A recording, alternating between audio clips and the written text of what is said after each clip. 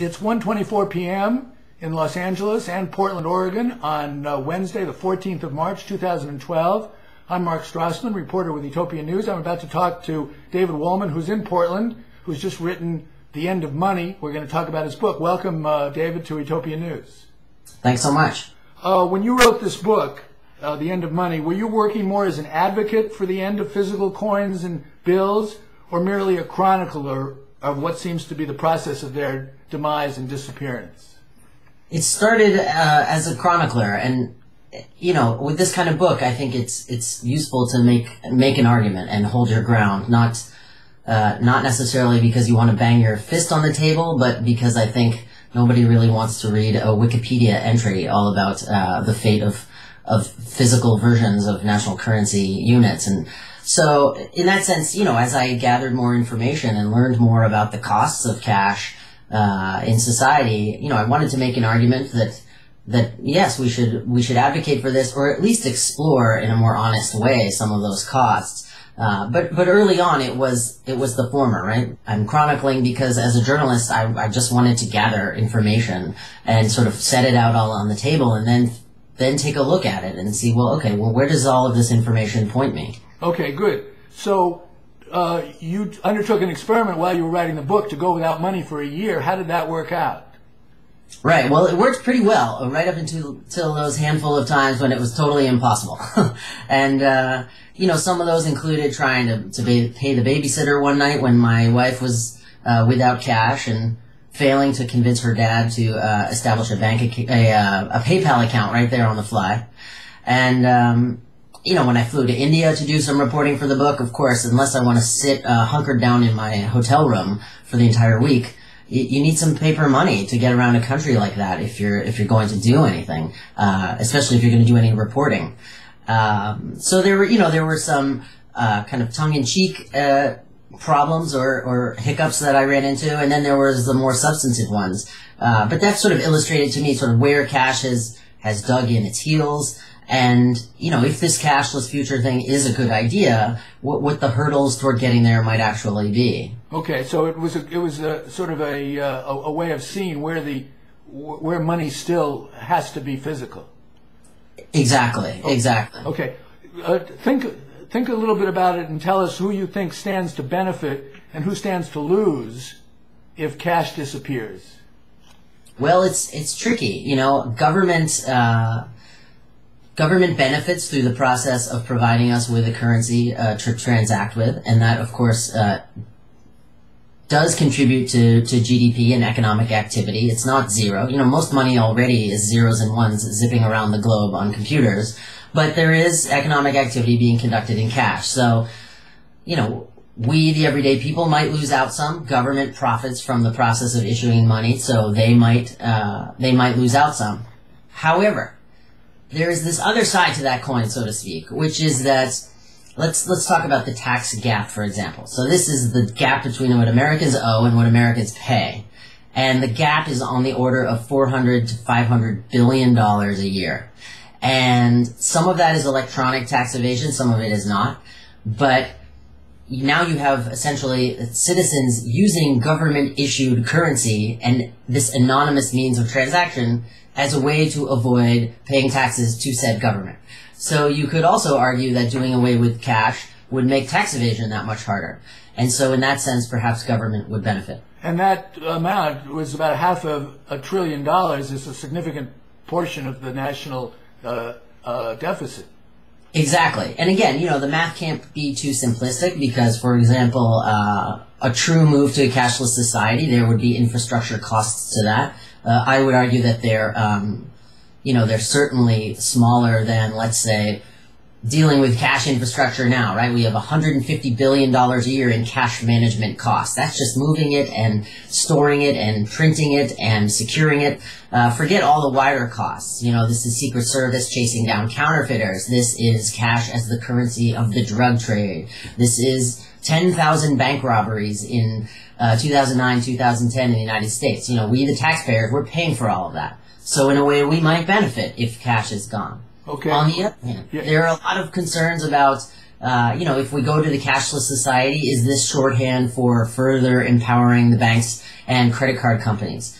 I would like to think that that's not the case, but of course we need to have our guard up that that's not what we're pursuing. And part of the thrust with this book was to explore the idea that actually going cashless might benefit the poor or the underclass much more than people realize. It's not really a credit cards versus cash conversation. And that having access to money in electronic form, to basic saving tools, is actually critical when it comes to being able to climb out of poverty and stay out of poverty. So there's a very strong push by the governments, by NGOs, to help the poor start using, for example, mobile phones as a way to transact instead of always depending on cash. Because cash is very punitive when you're poor. So there's a legitimate argument to be made that the poor really benefit from a move, not necessarily toward absolute cashlessness, but at least more capability to toggle between physical money and electronic money. Because right now they're stuck using only cash. So you're saying that getting the unbanked banked would be a benefit for them? It would, and that sounds a little bit off-key to a lot of Americans because as soon as we hear the word bank or bankers nowadays, especially since the most recent financial crisis, we kind of recoil. Like, these people can't be ethical, these companies can't be doing good, and that's someone else's white paper. But the fact of the matter is, Mark, like you and I, we benefit greatly from having bank accounts and having money in electronic form, a safe and secure place to store our wealth and to buttress against financial shock. So much so that we don't even think about it. I imagine, under your desk there in your office, you don't have all your wealth in physical form just sitting there because you've decided, even without thinking it really, that that's a dangerous proposition because you could lose it in a fire or flood or theft, let alone the fact that it just sits on your desk losing value as opposed to having it in a bank. So this isn't about roping in poor people's money to banks so that bankers can then go experiment with CDOs or, all of these terrible things that got us into the mortgage crisis. It's really the simple idea that, banking provides a safe and secure means to store your wealth and to, save for those big ticket investments that help you climb out of poverty and that allow you to buttress against financial shock the way that, if you got a sprained ankle tomorrow, it's not going to threaten your entire family. But in the developing world, if people don't have a little bit of a buffer, if you have a sprained ankle, if there's a flood, if your moped breaks down and you can't now commute to the factory, this is the kind of thing that keeps people falling right back into poverty when they're trying to climb out. And a bank account is actually a very valuable way to help break that cycle. It sounds like the way around this conundrum is to have everyone banked, but to have more public control over the rules and procedures that the banks use in order to use that money. Exactly. Okay. And the other way to describe that is regulation, and I'm all for that. Right. Would eliminating the existence of banknotes end the illegal activities for which they seem so well suited, or would it just force the practitioners to adapt to a cashless world? I think it's some of both. The savvy and tech-savvy practitioners will move into the digital realm, but, you're making the bar higher, right? So it's not that a 55-mile-an-hour speed limit stops people from speeding. It's just that, it's a deterrent. And if you eliminate cash, or even if that's too radical for your taste, just $100 bills and $50 bills, you are cutting into the ease of business for drug dealers, for pimps, for tax evaders, for counterfeiters.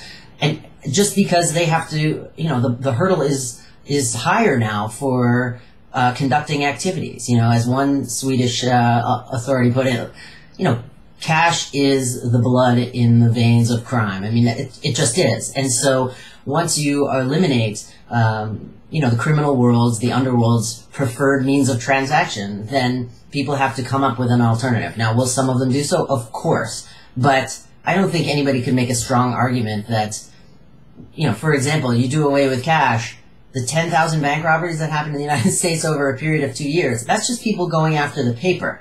And yes, there's financial crime in cyberspace, but I suspect those 10,000 bank robbers so desperate to go after that paper, not all of them are going to be capable enough of pivoting and then, conducting crime in cyberspace. Okay. On another level entirely, how unsanitary are banknotes? Well, this is one of the more, semi-tongue-in-cheek arguments against it, and I think it depends how much of a germphobe you are. I would rate myself as sort of A-minus level germphobe, perhaps, and cash is filthy. It's carrying residue from cocaine that it picks up in cash counting machines at casinos and banks. It's full of germs, and there's even a study out of Switzerland by some researchers who tried to grow the influenza virus on banknotes. You can rest assured they were successful. But then I flipped the study over to a friend at the Centers for Disease Control. I said, what do you think of this and this methodology? And she was unfazed about it. And she said, maybe if people are literally blowing their nose into their banknotes and, passing it right to somebody else, maybe, only maybe could this ever really be a vector for disease transmission. And yet still, just think of how filthy it is. What else are you going to actually pick up off the ground, like on a wet, soppy slidewalk?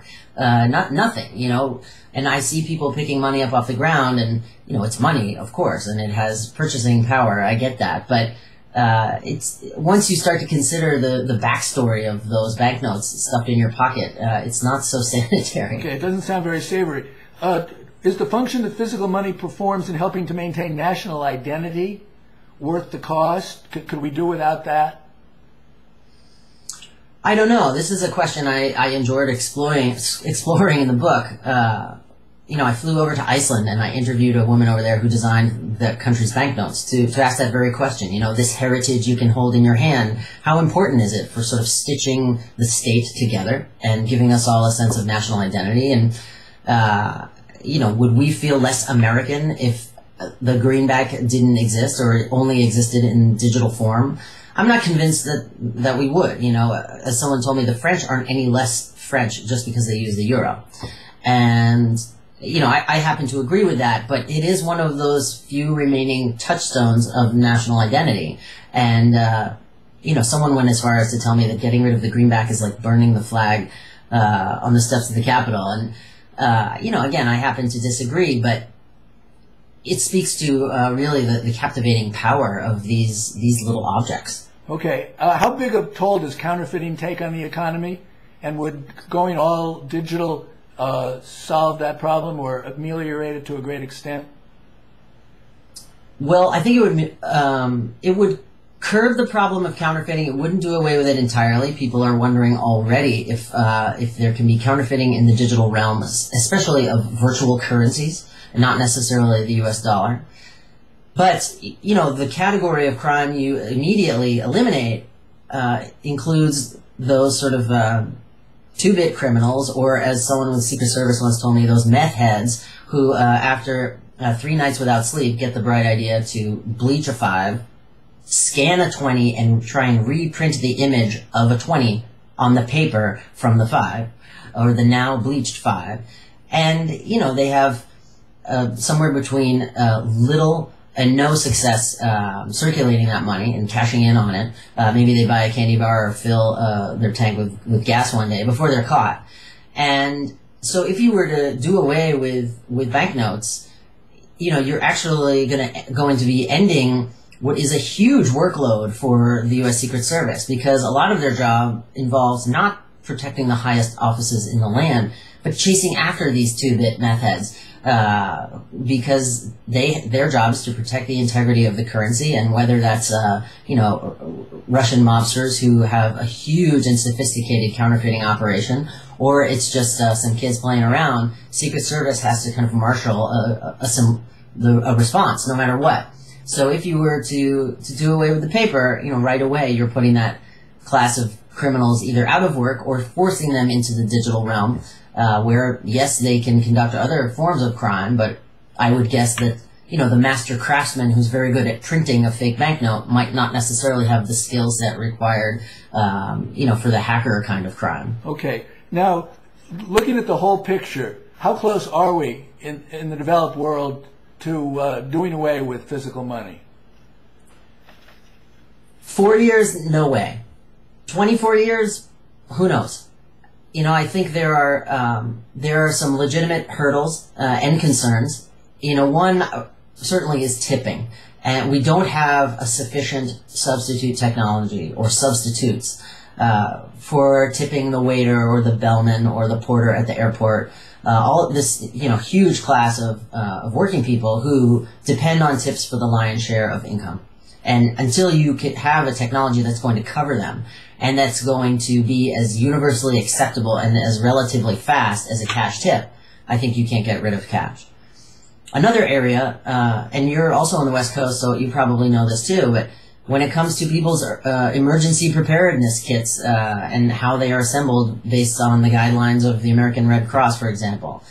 So in my earthquake preparedness kit here in Oregon, they say you need to have some cash on hand, because if the electricity grid is down, not just for 8 hours, but what if it were 8 days or 6 weeks in some, ghastly, horrible scenario? What would we be transacting with once we can't charge up our mobile phones, which currently, can't be charged up using solar power? So, even though that has a little bit of a doomsayer feel to it, I actually think it's kind of a legitimate concern, or at least to the extent that I'm not going to dismiss the advice of the Red Cross in a sort of foolhardy, technocentric idea. I think that's premature. So, cash has kind of dug in its heels in a few places, and, that's because it's still important and it still is a marvelous technology. But, as the rest of our lives move on and other technologies evolve, cash at the minimum warrants more scrutiny, and certainly the cash way out at the margins of the denominations, right? The penny and the nickel, we should be done with that right away. The $100, the $50 bill, I say we should get rid of those too, because how are they being used really out there in circulation? But all cash entirely, again, I think, it would be foolish, if not, downright classist, to say, well, let's get rid of cash tomorrow. Again, because of, let's say, people who need it for income from their tips.